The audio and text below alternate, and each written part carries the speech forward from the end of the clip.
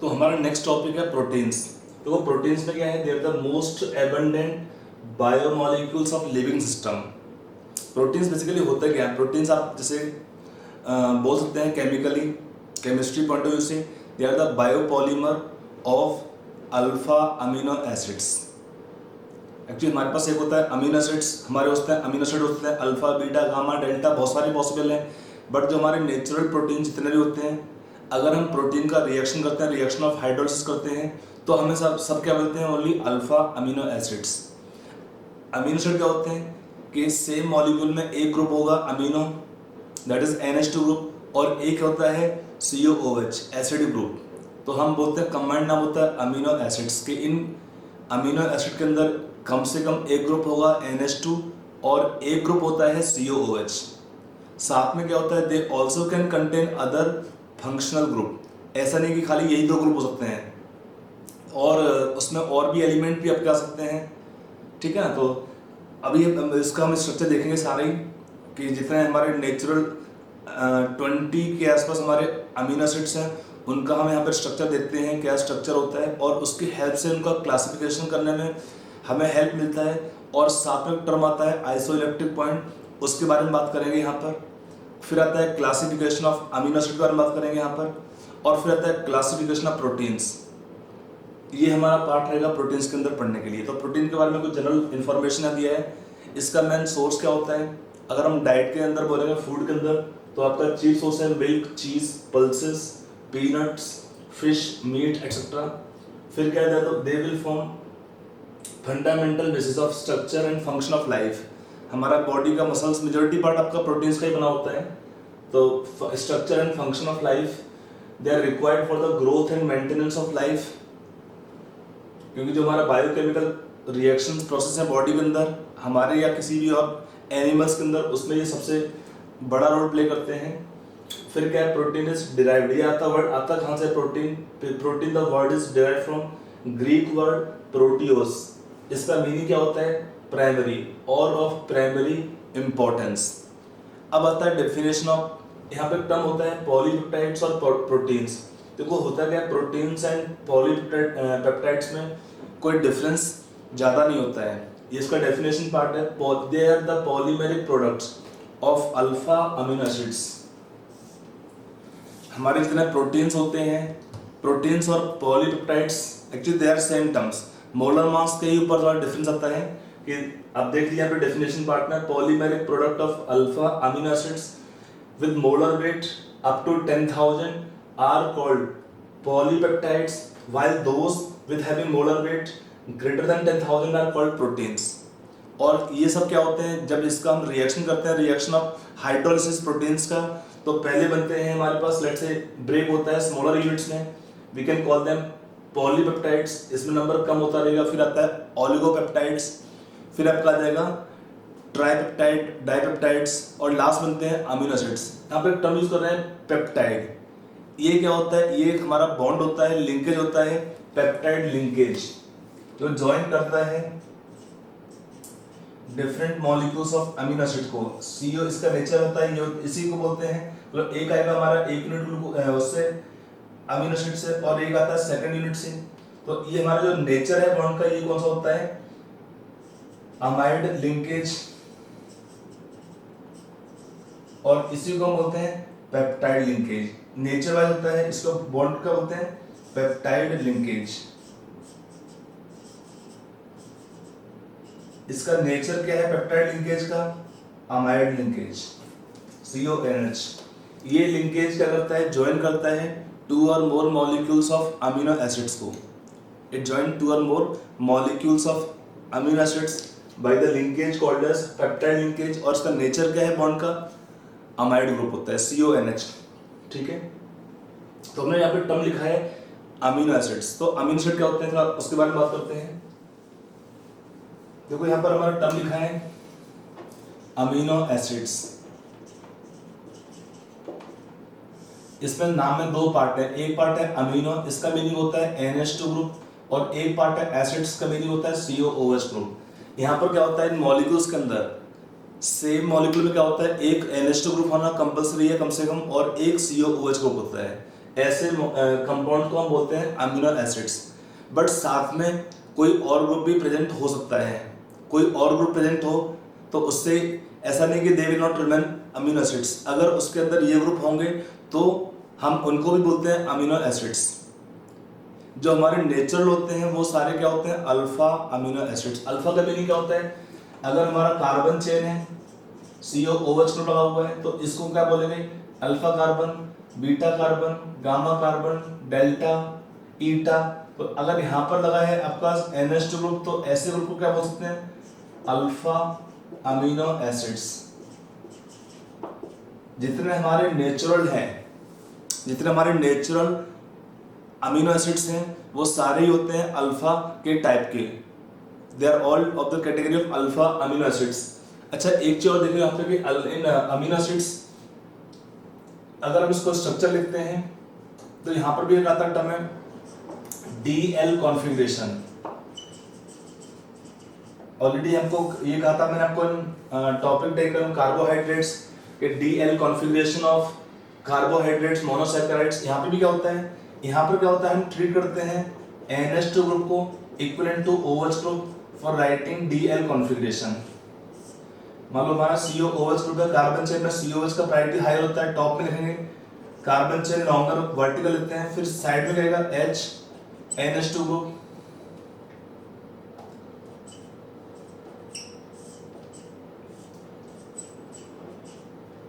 तो अगर हम इसको हम बोलते हैं D series, that is called L series amino acids. D और L का मीनिंग क्या होता है, देखो अगर आपने देखा होगा, आपको याद होगा, इन कार्बोहाइड्रेट्स अगर हमारा OH ग्रुप था राइट साइड पर on the last asymmetric carbon, तो हम बोलते थे उनको D सीरीज कार्बोहाइड्रेट। यहाँ पर भी सेम कहानी है, यहाँ पर क्या है, NH2 ग्रुप आपका अगर राइट साइड पर फिशर प्रोजेक्शन में, तब हम इसको बोलते हैं D सीरीज अमीनो एसिड्स। अगर हमारा NH2 ग्रुप लेफ्ट में आता है फिशर प्रोजेक्शन में, तो इसको बोलते हैं L सीरीज अमीनो एसिड्स। तो ये हुआ हमारा D and L amino acids.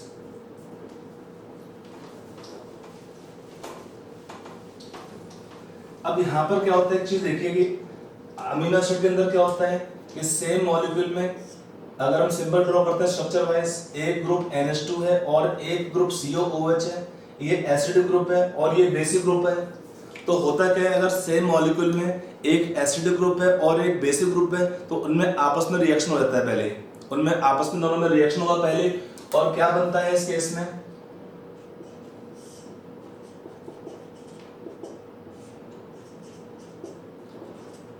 तो इसको हम बोलते हैं क्या है, ये कन्वर्ट हो जाता है इस टाइप के स्ट्रक्चर में। ये हमारा बेसिक ग्रुप था, इसने H दिया और चेंज हो गया आपका NH3 प्लस में, और ये इसने HN लॉस किया तो क्या बनाएगा, COO नेगेटिव बनाता है।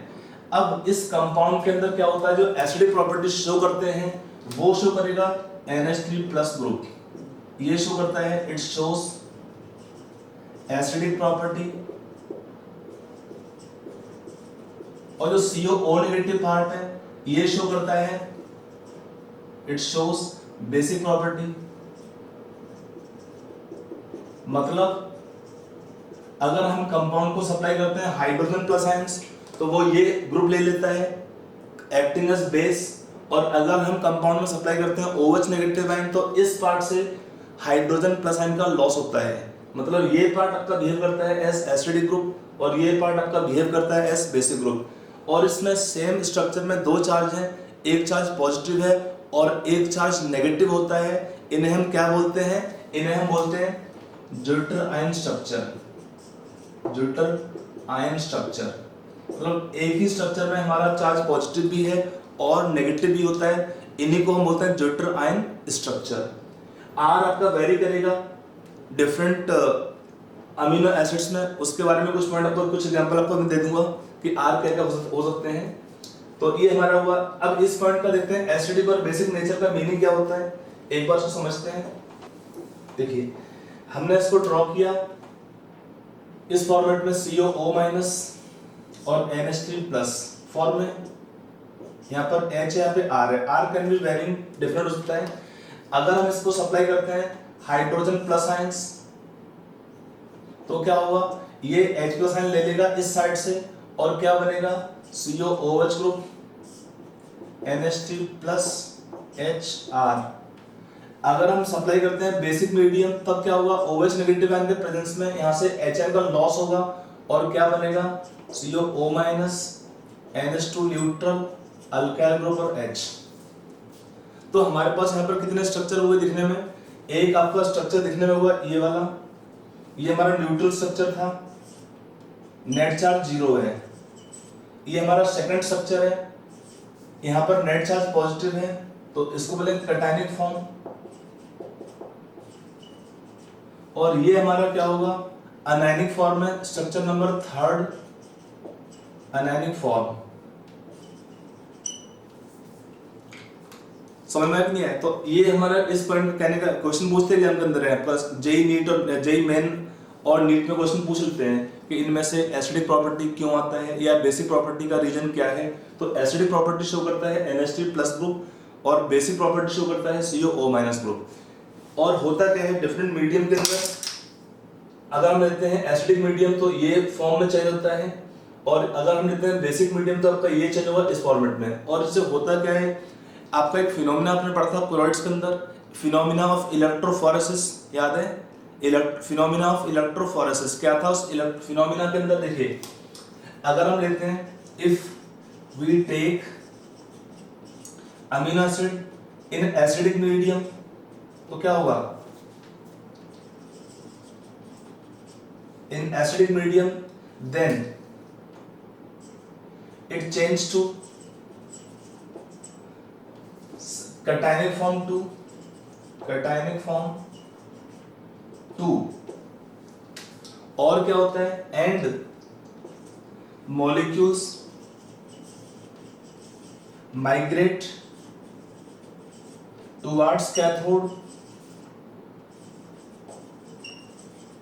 on applying electric field। यह पता ना फिनोमिना ऑफ इलेक्ट्रोफोरेसिस के, अगर हमारा डिस्पर्स फेस के ऊपर चार्ज पॉजिटिव होता है तो कहां पर जाएगा, to they will migrate towards cathode. Cathode क्या होता है, नेगेटिव चार्ज होता है, तो अगर आपका चार्ज नेगेटिव है कैथोड के ऊपर तो वहां पर क्या होता है, ये जो मॉलिक्यूल आयंस होंगे माइग्रेट करते हैं towards the cathode on application of electric field. अगर हम बोलते हैं if we take amino acids in basic medium तो क्या होगा, ये हमारा बेसिक मीडियम था, basic medium then it changes to anionic form 3, anionic form 3 and molecules means amino acid molecules migrate towards anode on application of electric field in presence of electric field। तो होता क्या है यहाँ पर कि electric field को supply करने पर माइग्रेशन हो सकता है। अगर इस फॉर्म में एडजस्ट करते हैं तो ये जाएंगे कैथोड की तरफ, अगर इस फॉर्म में एडजस्ट करते हैं तो ये कहाँ जाएंगे, टुवर्ड्स एनोड। नाम लेना तो cations to cathode, anions to anode. एन कॉमन है ना, anion to anode, cation to cathode, simple point है। तो इसका मतलब क्या हुआ कि एक पॉइंट तो पीएच में, ये सब पीएच के ऊपर डिपेंड हुआ। इसका मतलब अगर हमारा एसिडिक मीडियम है, एक पीएच का कुछ वैल्यू आएगा, उस पीएच के अकॉर्डिंग हम बोल सकते हैं कि एसिडिक मीडियम में ये चेंज हो जाएगा इस फॉर्मेट में, और फिर ये मूव करते हैं टुवर्ड्स कैथोड। और एसिडिक और बेसिक मीडियम में एक पीएच वैल्यू पहुंचेगा जहां पर ये मूव करते हैं towards anode on application of electric field. तो इसका मतलब क्या है कि एक पीएच तो कहीं पे ऐसा भी होगा जिस पीएच वैल्यू के ऊपर molecules of amino acids exist करेंगे इस न्यूट्रल स्ट्रक्चर में। इसमें क्या है, सेम स्ट्रक्चर पर एक चार्ज पॉजिटिव भी है और नेगेटिव भी है, तो व्हाट इज नेट चार्ज, 0। एक पीएच वैल्यू आएगा इसमें, तो उसको हम बोलते हैं आइसो इलेक्ट्रिक पॉइंट। क्या होता है, एक टर्म आता है पीआई से मिलता है इसका, pi, it is called iso electric point, iso electric point. ये होता क्या है isoelectric point? It is a particular pH value, it is a particular pH value at which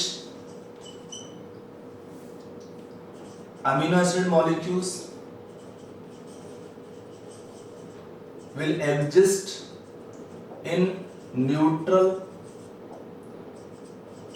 deuter ion structure,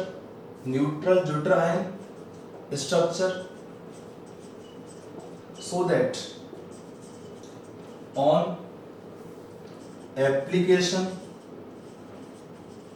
of electric field they do not migrate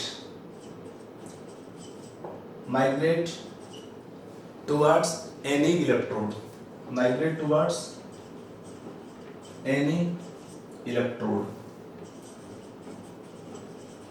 that pH is called as isoelectric point. तो ये क्या हुआ? It is a particular pH value at which the molecules of amino acids exist in neutral deuterium structure, so that on application of electric field they do not migrate towards any electrode. उसको हम बोलते हैं iso electric point. ठीक है, इसको निकालते कैसे हैं आइसो इलेक्ट्रिक पॉइंट को? आप नोट कर लिया होगा आपने, मैं थोड़ा मिटा रहा हूँ स्पेस खाली करने के लिए। देखो इसको हम आइसो इलेक्ट्रिक पॉइंट को कैसे निकाल सकते हैं? अगर हम इस एसिड को देखते हैं एक बार फिर से, this can be taken as dibasic acid, इसमें दो एसिडिक हाइड्रोजन्स हैं, इसका एन फैक्टर वैल्यू 2 हो जाता है। तो अगर हम देखते हैं बैकवर्ड रिएक्शन में when they are using first H plus ion, तो हम इसको बोल सकते हैं Ka1 एक्सप्रेशन। और क्या होता है अगर ये सेकंड HN लॉस करेंगे तो क्या होगा? Ka2 expression. तो ये जो फर्स्ट हमने लिखा है समझ में आ रहा नहीं आ रहा है कि ये हमारा क्या, हम इसको लिखते हैं डाइप्रोटिक एसिड, इसमें दो एसिडिक हाइड्रोजन होंगे। ये वाले H क्या होते हैं? ज्यादा एसिडिक होते हैं, मोर एसिडिक। पहले इसका हम लॉस कराते हैं तो ये बनता है कंजुगेट बेस, यहाँ पे चार्ज 0 हो गया। बट अगर हम फिर से लेते हैं बेसिक मीडियम तो यहाँ से भी HN लॉस कराएंगे। अगर सेकंड HN का लॉस होता है तो हमारा बनेगा ये वाला स्ट्रक्चर। तो इसको हम ट्रीट कर सकते हैं एज डाई बेसिक एसिड, और डाइप्रोटिक एसिड मींस इसका एन फैक्टर वैल्यू 2 ले सकते हैं। अगर इसका एन फैक्टर वैल्यू 2 लेंगे तो ये हमारा हुआ Ka1 एक्सप्रेशन पहला HN लॉस करने के लिए, और ये हुआ Ka2 एक्सप्रेशन सेकंड HN को लॉस करने के लिए। तो इसको हम क्या बोल सकते हैं? This ion can be called as amphiprotic species और आयन। और इसका अगर हमको निकालना है pH वैल्यू, कैसे निकालते हैं? It is half of pKa1 plus pKa2। ये इसका निकालने का फॉर्मूला होता है।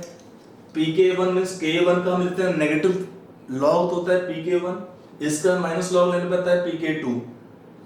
फिर क्या होता है अगर हम देखते हैं कि different for different amino acids they have different, इसको pH या PI बोल सकते हैं, इसको PI और pH। जो pH जब क्या होता है आइसोइलेक्ट्रिक पॉइंट को pH ही बोलते हैं। For different amino acids they have different structure, so they have different isoelectric point। और क्या होता है साथ में? at isoelectric point charge net 0 होगा। तो क्या होता है? the amino acid molecules have maximum tendency to combine and form precipitate। Coagulation का एबिलिटी हाईएस्ट होता है। देखो होता क्या है, अगर हम देखते हैं एसिडिक मीडियम में तो ये इस फॉर्म में एग्जिस्ट करते हैं, सारे ही क्या होगा मॉलिक्यूल पर चार्ज पॉजिटिव होता है तो वो रिपेल करते रहेंगे दूसरे को, बाय रिपल्सन ये कंबाइन नहीं कर पाएंगे। अगर हम लेंगे बेसिक मीडियम में तो ये क्या होगा, उन पर चार्ज नेट नेगेटिव होता है तो मॉलिक्यूल्स रिपेल करते हैं और वो कंबाइन नहीं कर पाते हैं। बट अगर हम लेते हैं आइसोइलेक्ट्रिक पॉइंट पर, तो मॉलिक्यूल्स आपके एग्जिस्ट करते हैं इस स्ट्रक्चर में जहां पर हमारा नेट चार्ज 0 होता है। यहाँ पे क्या नेट चार्ज 0 है, तो क्या होता है इस पॉइंट पर अब जो कंबाइनिंग एबिलिटी है, यहाँ हम बोलते हैं coagulation ability of amino acids will be highest, मतलब पीपीटी बनाएंगे रेडिली। और क्या होगा इसमें, and have then least solubility at isoelectric point क्या है, they have least solubility। अब क्या होता है, हमने बोला different amino acid have different isoelectric point. So होता क्या है, नॉलेज ऑफ आइसोइलेक्ट्रिक पॉइंट, तो this knowledge of isoelectric point it help in separation and identification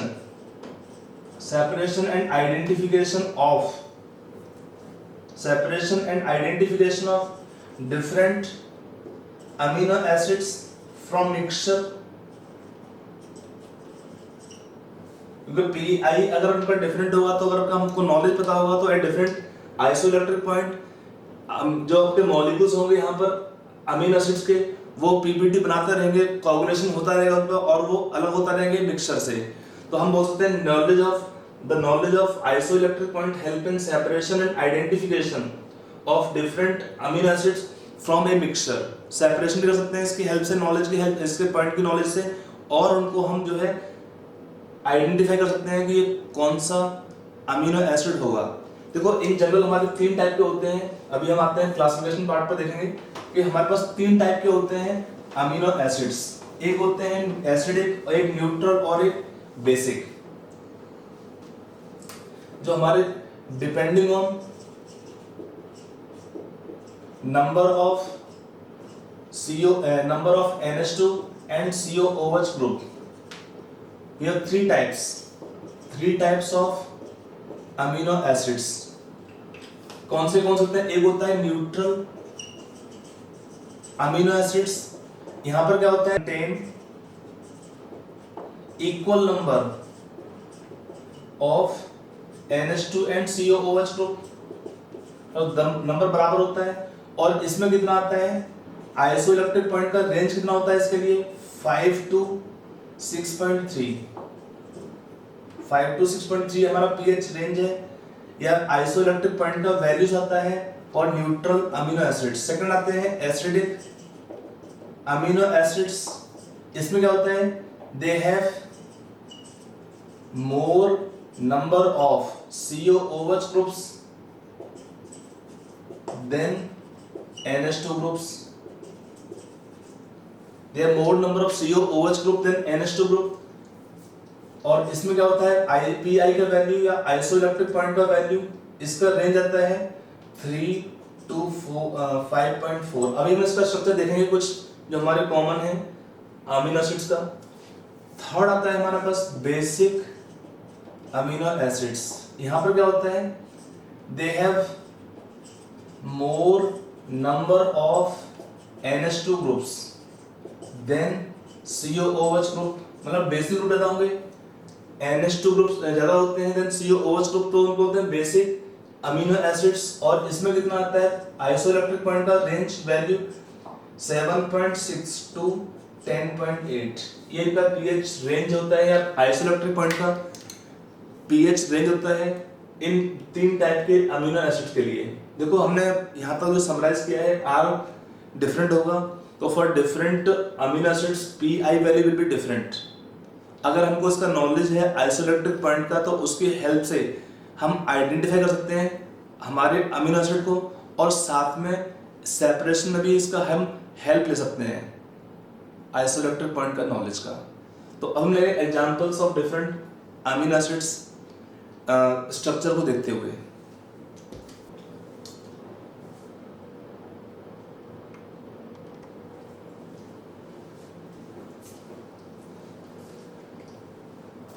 तो हमारा ये नया पूरा एक टेबल मैंने ड्रॉ किया है। थोड़ा सा टेबल आपका बड़ा दिखने में लग रहा होगा आपको, है सोर्स आपका NCERT भी ले रखा है इसमें। तो यहाँ पर देखिए क्या है, इसमें टेबल के अंदर टेबल आपको पूरा रटना नहीं है आपको है, आपको सारे यहाँ पर अमीनो एसिड का स्ट्रक्चर याद होना कंपल्सरी नहीं है, सारे मुझे भी याद नहीं है, तो टेंशन मत लीजिए। हाँ, कुछ कॉमन है, एक बार लिख लीजिए आप इनको। है लिखने से जरूरी है कि कभी कभी क्वेश्चन पूछ लेता है, थोड़ा सा आइडिया आपको होना चाहिए इसके बारे में। तो यहाँ पर जो हमको दिए हैं अमीनो एसिड्स, उसमें हमने लिखा था क्या स्ट्रक्चर में था, एक अल्काइल ग्रुप था, चेन था उसमें। हमारा स्ट्रक्चर अगर ड्रॉ करता हूँ, यहाँ पे दो कॉलम रखे मैंने, एक हमारा ये कॉलम रहेगा यहाँ से लेके इधर का एक कॉलम है, और यहाँ पे एक सेकंड कॉलम है, ये कंटिन्यूएशन में है। 1 यहाँ से स्टार्ट किया है, पहला हमारा है ग्लाइसिन। यहाँ पर क्या साइड चेन में आपको याद होगा स्ट्रक्चर में से, मान लो हमारे पास COOH ग्रुप था, ये NH2 ग्रुप था, यहाँ पे H था और ये R था, तो ये R का स्ट्रक्चर यहाँ पे ड्रॉ किया हुआ है कि R ग्रुप का क्या होगा इन डिफरेंट अमीनो एसिड्स के अंदर।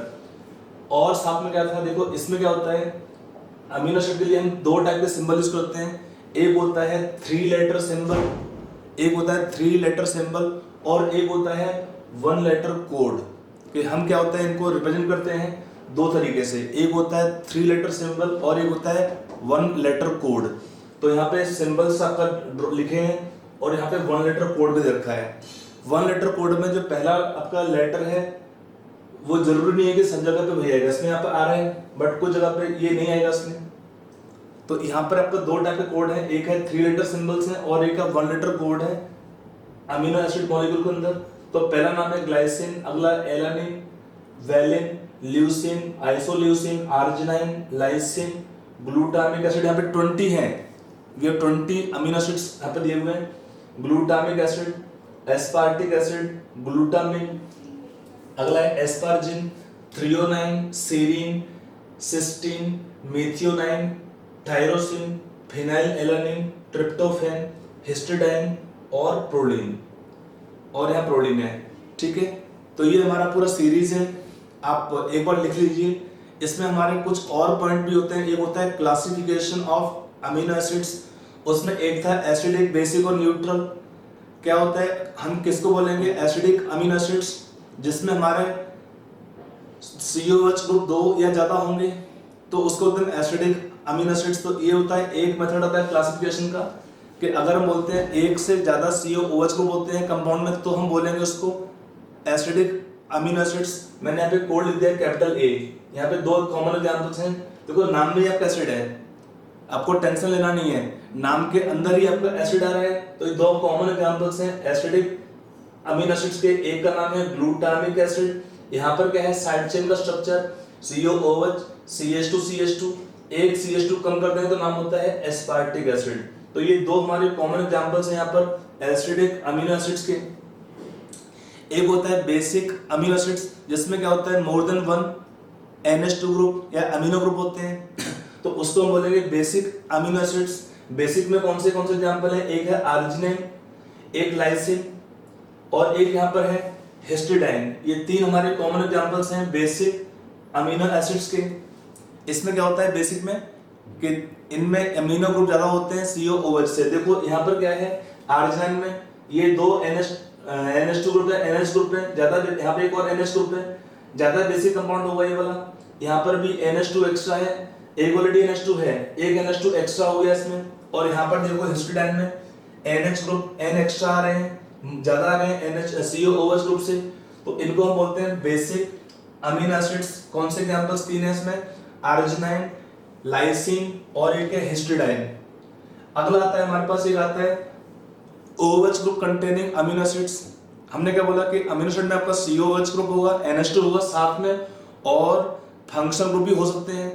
तो उसमें एक आता है एग्जांपल है OH कंटेनिंग अमीनो एसिड्स। कौन से हैं OH वाले में, देखिए यहाँ पे मैंने साथ में लिख दिया साइड में आपको हेल्प के लिए OH ग्रुप, इसका नाम थ्रियोनाइन है और सीरीन है। इन दो कंपाउंड के अंदर क्या है OH ग्रुप एक्स्ट्रा है।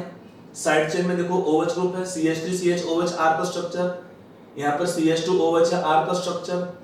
फिर एक आता है सल्फर कंटेनिंग अमीनो एसिड्स, इसमें सल्फर साइड चेन में रहता है, तो उसमें दो एग्जांपल है सिस्टीन और मेथियोनाइन। इसका स्ट्रक्चर ये है CH2SH सिस्टीन का स्ट्रक्चर है, और मेथियोनाइन में क्या होता है CH3S, S यहाँ पे एक्स्ट्रा है। तो ये सल्फर कंटेनिंग एग्जांपल दो हैं सल्फर कंटेनिंग अमीनो एसिड्स के। एक होता है amide containing amino acids amide वाले कौन कौन से हैं, यहाँ पे सिंबल मैंने टॉप में एम डाल दिया है, तो वो एक अमाइड ग्रुप यहाँ पर एक्स्ट्रा है, और एक यहाँ पे है एस्पारजीन आपका एक है, यहाँ पर अमाइड ग्रुप है, और एक है आपका ग्लूटामिन, यहाँ पर भी आपका अमाइड ग्रुप है स्ट्रक्चर के अंदर। तो इनको बोलते हैं क्या, अमाइड कंटेनिंग अमीनो एसिड्स। और क्या है इसके अंदर, एक लिखा है स्टार लगाया है प्रोटीन के ऊपर, ये कंप्लीट स्ट्रक्चर है, ये कंप्लीट स्ट्रक्चर है इसका प्रोटीन का। सिंबल्स का PRO और सिंबल एक लेटर सिंबल P है, तो ये सब सिंबल्स हैं। दो टाइप के सिंबल हैं, एक है 3 लेटर सिंबल्स और एक है 1 लेटर कोड इन सब एसिड्स के लिए। फिर एक होता है essential and non essential amino acids, एक होता है essential and non essential amino acids. तो जो यहाँ पर सब अंडरलाइन कर रखे हैं यहाँ पर, उन्हें बोलते हैं एसेंशियल अमीनो एसिड्स। एक्चुअली इसका मीनिंग क्या होता है, देखो हमारी बॉडी में भी बायोकेमिकल रिएक्शन से कुछ बॉडी के अंदर एबिलिटी होता है प्रोड्यूस करने का डिफरेंट टाइप के अमीनो एसिड मॉलिक्यूल्स को। तो जो बॉडी जनरेट कर सकता है उसको हम बोलते हैं नॉन एसेंशियल अमीनो एसिड्स या नॉन डिस्पेंसेबल। मतलब हम अगर बाहर से डाइट में ना भी लेंगे तो भी हमारा काम चल जाता है। एक्चुअली बॉडी का हमने बोला ग्रोथ मेंटेनेंस, उसके लिए हमको रिक्वायर्ड होता है प्रोटीन्स का। प्रोटीन क्या होता है, ब्रेक होकर बनाते हैं different, they produce different amino acids. तो होता क्या है, प्रोटीन को बनाने में हमें रिक्वायर्ड होता है अमीनो एसिड का। तो अगर हमारी बॉडी में कुछ ऐसे भी होते हैं एग्जांपल्स अमीनो एसिड का जो बॉडी बनाता है बाय बायोकेमिकल रिएक्शंस, उनको बोलते हैं नॉन एसेंशियल। जो हमने यहाँ पे सब अंडरलाइन नहीं किए वो सारे क्या हैं, नॉन एसेंशियल, और जो अंडरलाइन किए हैं वो सारे होते हैं एसेंशियल। चाहिए दोनों बॉडी के ग्रोथ के लिए, मेंटेनेंस के लिए और अपना बायोलॉजिकल फंक्शन प्रॉपर होने के लिए। लेकिन क्या होता है, एसेंशियल इसलिए बोलते हैं इसको कि बॉडी के अंदर उनका प्रोडक्शन पॉसिबल नहीं है। Body can not produce this essential amino acids. तो होता क्या है, अगर बॉडी इनको प्रोड्यूस नहीं कर सकता है तो इनको हमें लेना पड़ता है बाहर से डाइट के फॉर्म में। बाहर से डाइट आपका वेज नॉन वेज फूड जो भी होगा उसके अंदर जो हमारे सोर्सेस थे उनसे हमको मिलते हैं एसेंशियल अमीनो एसिड्स। इनको बॉडी लेता है बाहर से थ्रू फूड और अदर सोर्सेस, तो उन्हें बोलते हैं एसेंशियल। समझ में आ रहा है कि नहीं आ रहा है, एसेंशियल एंड नॉन एसेंशियल का मीनिंग। तो ये हमारा क्लासिफिकेशन है और एग्जांपल्स एंड स्ट्रक्चर्स हैं कॉमन अमीनो एसिड्स के। देखो हम बोलते हैं हमारे अल्फाबेट होते हैं बॉडी के, हमारे जैसे इंग्लिश के वोकेबुलरी में कितने होते हैं, वी हैव 26 अल्फाबेट्स, ABCD से आपका Z तक चलता रहता है।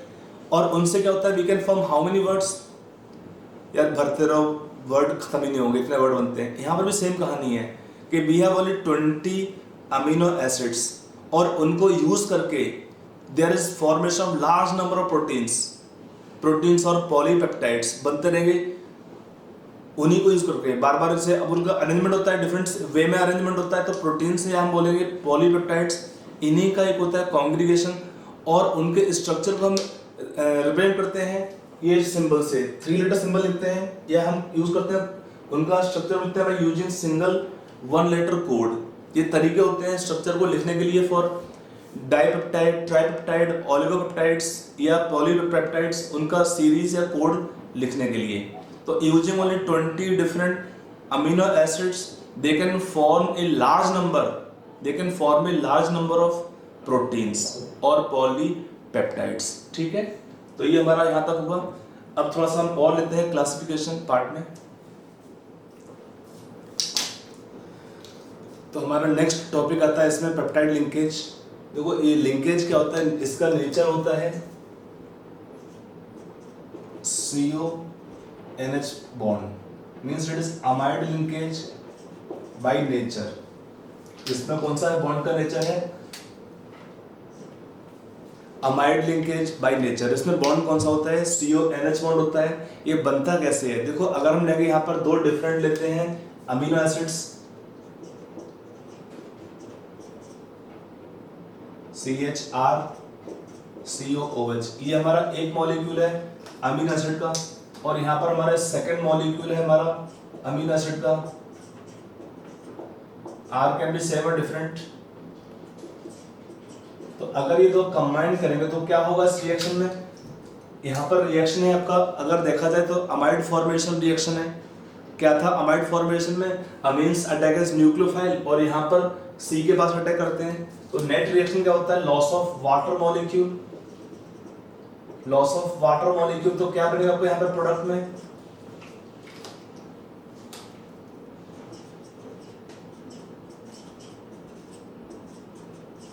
ये रहेगा हमारा पहले मॉलिक्यूल से सेकंड से क्या आपका आएगा, NH CH R COOH।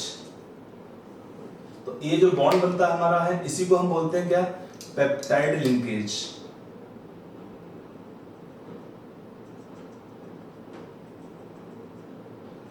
ये बॉन्ड कौन सा होता है, peptide bond, peptide linkage.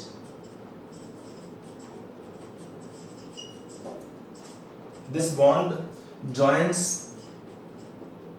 together different molecules of amino acids. AA I'm using short symbol for amino acids. और यहाँ पर क्या है, हमने दो लिया है different यहाँ पर amino acids, तो इसे हम क्या बोलते हैं, this kind of compound is called as then dipeptide. Dipeptide.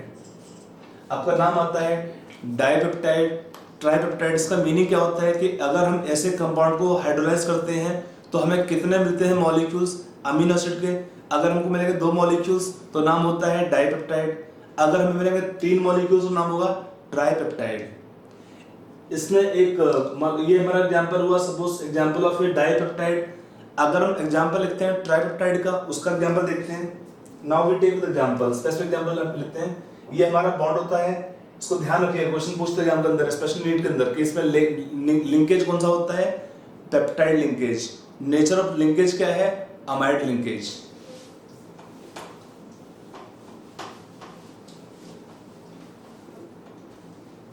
अगर हम मतलब एग्जांपल लेते हैं, यहाँ पर 3 डिफरेंट हम लेते हैं अमीनो एसिड्स को।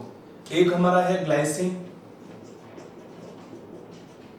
CH2COOH, फिर एक हम लेते हैं, कंबाइन करते हैं, suppose next molecule taken alanine, यहाँ पे CH3 ग्रुप होता है एलानिन में, और यहाँ थर्ड लेंगे मॉलिक्यूल, यहाँ पर इट्स ए फिनाइल एलानिन, यहाँ पे लेंगे हम CH2PH।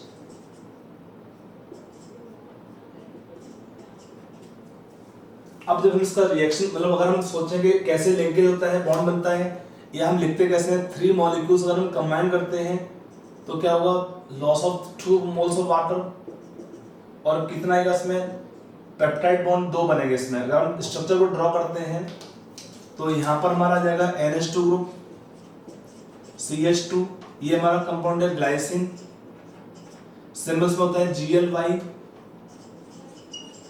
और 1 लेटर कोड होता है G। ये हमारा कंपाउंड है एलानिन, सिंबल्स में होता है ALA, और कोड होता है इसका A। ये हमारा स्ट्रक्चर है फिनाइल एलानिन का, इसका सिंबल होता है PHE और F। इसका सिंबल होता है 1 लेटर मतलब कोड। देखो हम क्या करते हैं कि अगर हम अभी ऑलरेडी आपको मैंने पूरा लिस्ट दिया था यहाँ पर डिफरेंट अमीनो एसिड का, उसमें क्या था, वो एक लिस्ट होता है इसमें, उसमें सभी में क्या था, उन डिफरेंट केस में हमने 2 टाइप के सिंबल यूज किए थे। एक था 3 लेटर सिंबल और एक था 1 लेटर कोड। 1 लेटर कोड, तो हमारे यहाँ पे ये 1 लेटर कोड है इन तीनों अमीनो एसिड मॉलिक्यूल के लिए। अब जब कंबाइन करके हम स्ट्रक्चर ड्रॉ करते हैं तो क्या बनता है कंपाउंड, इसको बोलेंगे ट्राइपेप्टाइड। या पहले मॉलिक्यूल से सेकंड से NH CH CH3 CO, फिर यहाँ से NH CH2, सॉरी यहाँ CH रहेगा, CH CH2PH और यहाँ पे COOH। ये हमारा स्ट्रक्चर बनता है, इसको हम ट्राइपेप्टाइड। इसके लिखने का रूल क्या होता है, आप कहेंगे सर हमने उल्टा क्यों नहीं लिखा, मतलब हम अगर COH को लिखते हैं इस साइड में, एक्चुअली इसका एक रूल होता है लिखने का। पहले इसका नाम लिखते हैं, नाम क्या होगा इसमें, देखो यहाँ पर क्या है, ये हमारा COH ग्रुप टर्मिनल है, इसका प्रायोरिटी हाईयर है, फ्री किस में है, ये ये हमारा फ्री है इस कंपाउंड में। तो इसमें क्या होता है, जो भी लास्ट में आता है COOH उसको हम एंड करते हैं।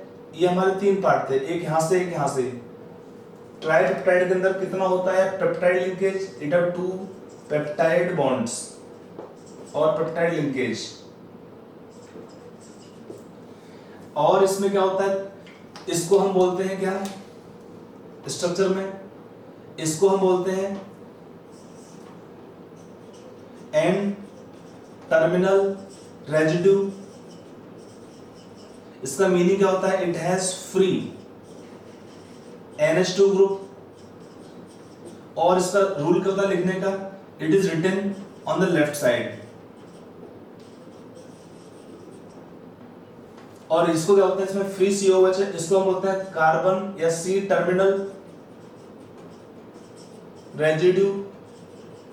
और इसमें क्या होता है, इसका मीनिंग क्या है, इसका मीनिंग होता है it has free COOH group, it has free COOH group. और इसका क्या होता है रूल लिखने का, it is written on right side.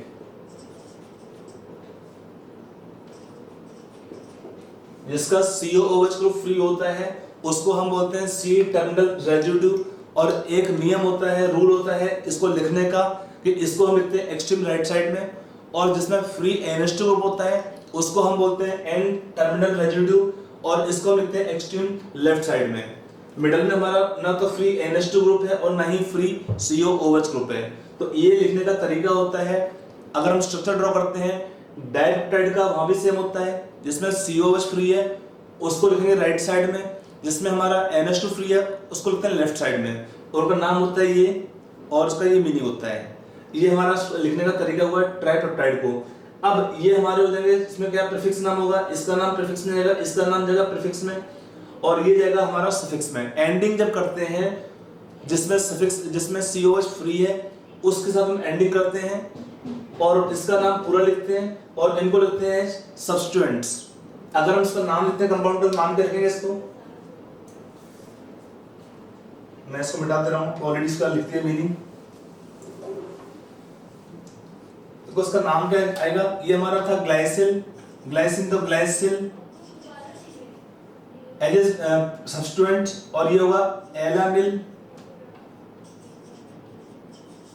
और ये आपका कंप्लीट नाम आएगा इसका फिनाइल एलानिन। इसका सिंबल कैसे लिखेंगे, यहाँ पे 3, इसमें 2 टाइप के सिंबल आते हैं। एक सिंबल लिखेंगे आप यहाँ पर GLY ALA, और लास्ट में आएगा इसमें PHE।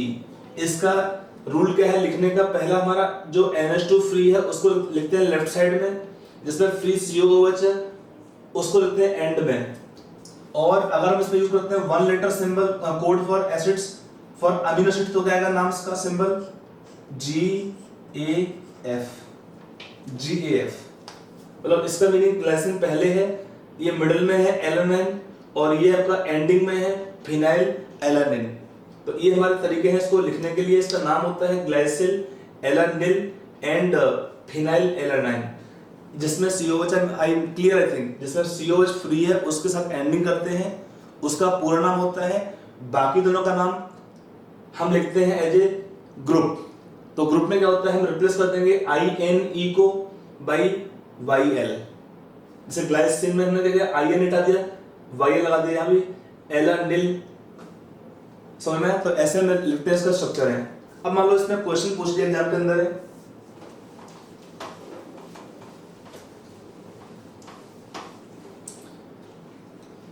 क्वेश्चन पूछ दिया using all three amino acids, कौन से भाई आपका लिखा था glycine, phenylalanine and alanine. आपका जस्ट मैंने 3 लेटर समझ लिए। We can draw how many tripeptides,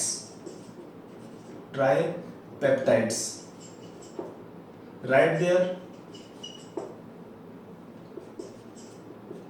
names।